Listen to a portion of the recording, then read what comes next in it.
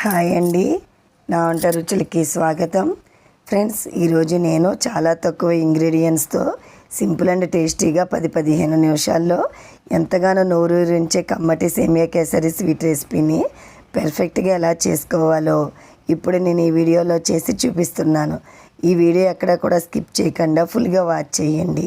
Friends, ఈ సేమియా kesari correct కొలతలతో పర్ఫెక్ట్ టేస్ట్తో ఎలా చేసుకోవాలో చూసేద్దామా. మరి ముందుగా స్టవ్ ఆన్ చేసుకుని ఒక ప్యాన్ పెట్టుకోవాలి.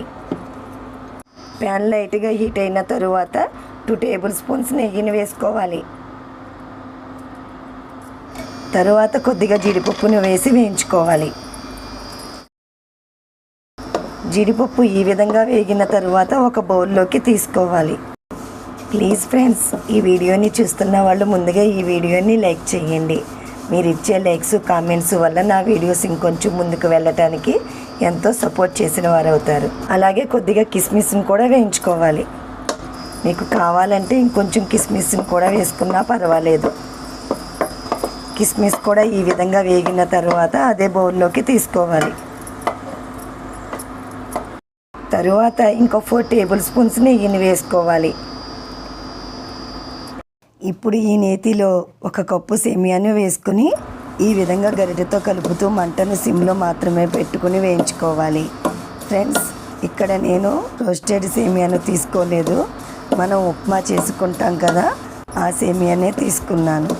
ఈ సేమియాను వేయించుకున్నప్పుడు గరిటెతో కలపకపోయినా మంటను హై ఫ్లేమ్లో పెట్టుకున్నా మాడిపోతుంది అని గుర్తుంచుకోండి. ఫ్రెండ్స్, మనం ఈ సేమియాను ఎంత బాగా వేయించుకుంటే సేమియా కేసరి టేస్ట్ అంత బాగుంటుంది. ఈ విధంగా మంచిగా గోల్డెన్ బ్రౌన్ షేడ్లోకి వచ్చిన తరువాత స్టవ్ ఆఫ్ చేసుకుని ఒక ప్లేట్లోకి తీసుకోవాలి.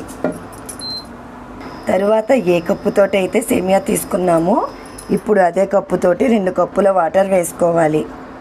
ఫ్రెండ్స్, 1 కప్పు సేమియాకి 2 కప్పుల వాటర్ అయితే పర్ఫెక్ట్గా సరిపోతుంది. ఒకవేళ మీరు సేమియా కేసరిని ఇంకొంచెం సాఫ్ట్గా తినాలి అనుకుంటే 2.5 కప్పుల వరకు వాటర్ వేసుకోవాలి. ఇప్పుడు ఈ వాటర్లో చిటికెడు కుంకుమ పువ్వు కూడా వేసుకోవాలి. మంచి కలర్తో పాటు మంచి టేస్ట్ కూడా యాడ్ అవుతుంది. తరువాత మంటను హై ఫ్లేమ్లో పెట్టుకుని మరిగించుకోవాలి. ఇప్పుడు ఈ మరుగుతున్న వాటర్లో వేయించుకున్న సేమియాను వేసుకుని లో టు మీడియం ఫ్లేమ్లో ఉడికించుకోవాలి. ఫ్రెండ్స్, ఇక్కడ సేమియా కేసరి టేస్ట్ అంతా కూడా ఈ సేమియాను ఉడికించటంలోనే ఉంటుంది. అంటే సేమియా మరీ మెత్తగా అయిపోయినా, అలాగే సేమియా ఉడకక ముందే పంచదార వేసిన కేసరి అసలు బాగోదు. కాబట్టి ఈ సేమియాను పర్ఫెక్ట్గా కుక్ చేసుకోవాలి. సేమియా ఒక 6-7 నిమిషాలు ఇలా ఉడికిన తరువాత చేతిలోకి కొద్దిగా తీసుకొని ఇలా నొక్కి చూస్తే ఈ విధంగా అవ్వాలి. అప్పుడే కేసరికి సేమియా పర్ఫెక్ట్గా కుక్ అయినట్టు. తర్వాత ఏ కప్పుతోటి అయితే సేమియా తీసుకున్నామో అదే కప్పుతోటి 3/4 కప్పు పంచదారను వేసుకోవాలి.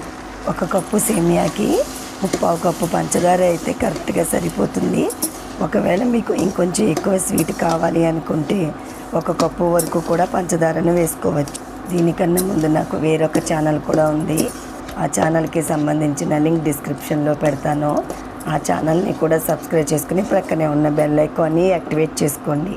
చక్కెర వేసిన తరువాత ఇలా కొంచెం పలుచగా అవుతుంది. అలాగే సేమియా కూడా కొంచెం షైనీగా కూడా ఉంటుంది. 1 చిటికెడు పచ్చకర్పూరం వేసుకోవాలి. 1 చిన్న మిక్సీ జార్లో 6-7 యాలక్కాయలలో కొంచెం పంచదారను వేసుకుని ఇలా పౌడర్ చేసుకుని వేసుకోవాలి.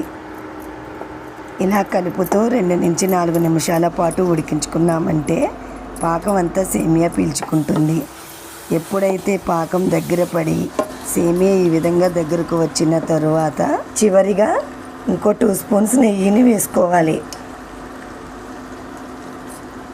అలాగే మనం నేతిలో వేయించుకున్న జీడిపప్పు కిస్మిస్ని కూడా వేసుకుని బాగా కలుపుకోవాలి. అంతే ఫ్రెండ్స్, సింపుల్ అండ్ టేస్టీగా సేమియా కేసరి స్వీట్ రెసిపీ ఎలా చేసుకోవాలో చూశారు కదా. మరి మీరు కూడా ఇదే విధంగా ట్రై చేసి మరి మీకు ఎలా వచ్చిందో క్రింద ఇచ్చిన కామెంట్ సెక్షన్లో తెలపండి. మరి అయితే ఈ వీడియో మీకు నచ్చింది అనుకుంటున్నాను. నచ్చితే మీ ఫ్రెండ్స్కి, మీ రిలేటివ్స్కి షేర్ చేయండి. మరి నా నెక్స్ట్ వీడియోలో కలుద్దాం. Okay, by bye friends.